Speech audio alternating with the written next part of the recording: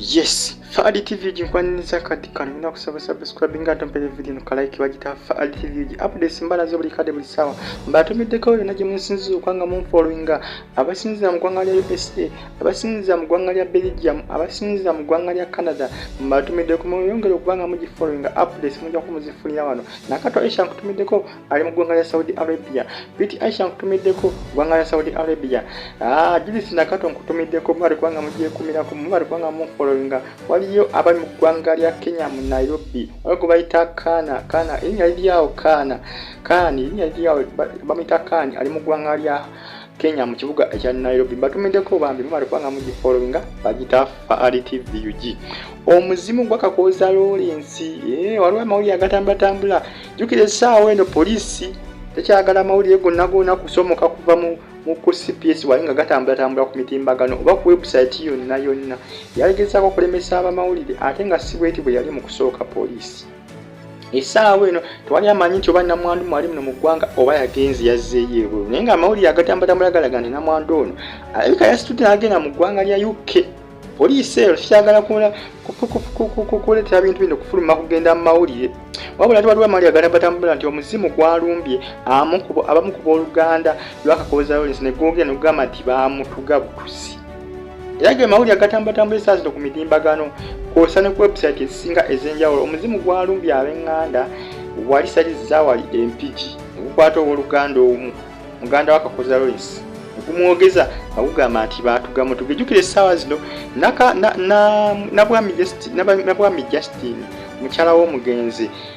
kiraga nti muno mu ggwanga taliimu olwo omukazi poliisi aka yamutadde n'agenderawo mangu mu ggwanga lya UK era ng'ono bagamba nti yasasudde BBC omukutu gwa BBC guno omukutu gwa mawulire yabasasudde ssente bakyusekyuse mu statement ey'amawulire gye badde balina okuteeka ku TV ya BBC jukira TV ya BBC ezimu ku TV ezikyasinze okuba nga bazigulirira okukyusakyusa bintu bingi nnyo mujjukira aliwo omusajja munnamawulire eyattibwa munnamawulire bali bamita Jamalu Khashoggi ono yattibwa side zeeyo mu Bawalabu wabula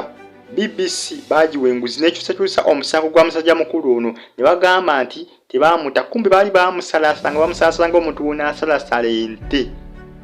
munnamawulire w'amaanyi yali agoberera ku kabaka w'Abawalabu ng'alina emisango gye yali yazza ng'ono yali asuse okutta abantu n'okubasaddaka nga buli ssaawa munnamawulire ono bakakana bamusse ate BBC mu kukwata amawulire amatuufu yakakana ate ekoze mawulire mafu kwegamba BBC teyeesigika era nabwami Justin yabasasudde akasente ge mawulire agatambula essaawa zino balaga nti yabasasudde akasente nti bakyusekyuse mu musango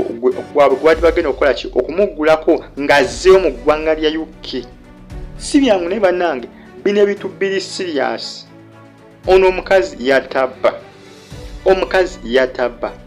jukira olwoka video akabadde ka saturating akalaga nti nabwami yaddamu mu ggwanga lya UK n'ajaganya kavidiyo ako kandibeera akatuufu nga nabwami Justin muno mu ggwanga Uganda poliisi badde buwuddisa nga bannamawulire badde bawuddisa nga balaga nti nabwami mwana nga ate poliisi yatadda nabwami Justin ate poliisi terabika yatana bwami Justin ate nemuyambako n'okulabika ng'agenda mu ggwanga lya UK nga bamuyambako n'okutta ku kisaawe Entebbe mpaka mu ggwanga lya UK ewali amaka gabba yali yazimba mu ggwanga lya UK kugamba nabwami Justin ye ebintu bye byonna bisetinge sente ezo kati sente za Kakooza Lawrence okulabika ng'atambuza bipulani bye byonna okufa okulaba ng'awuza obujulizi naye nga Katonda nkiwa ajja kuleetera obujulizi okulabika nga buva naye nga nabwami Justin mukazi mukulu ono ye yatabba ono omukazi mutemu omukazi ye yatabba ko bino bintu bino bikolebwa kati ssaawa zino biraga nti omukazi ono alina omusango lwaki abagulirira TV ya BBC lwaki abagigulirira ekyusekyuse mu musango ogwa Kakooza Lawrence musubscribinga naye ng'omuzimu bagamba nti gwalumbye owooluganda olumu ali mu district y'Empigi gye baziika Kakooza Lawrence nga gugamba nti banzita busi bantuga butuzi Kakooza Lawrence bamutuga butuzi naye nga byambi byebyo ku side yo musubscribinga ate musigalenga mugi followinga abasinziza mu ggwanga lya Belgium mbatumiddeko mu ggwanga lya Qatar mu ggwanga lya Iraq kibuga bakita Baghdad nkutumiddeko yona gyosinza okubanga ogyekumirako comments sinziza abambi era sinziza ku comments okubanga mbatumirako mbanga yona gyemusinza okubanga munfollowinga eriyo eggwanga lya ngaye mbagambe eggwanga lya USA comments sinziza bazinyingi zifutuka eyo musubscribinge mwera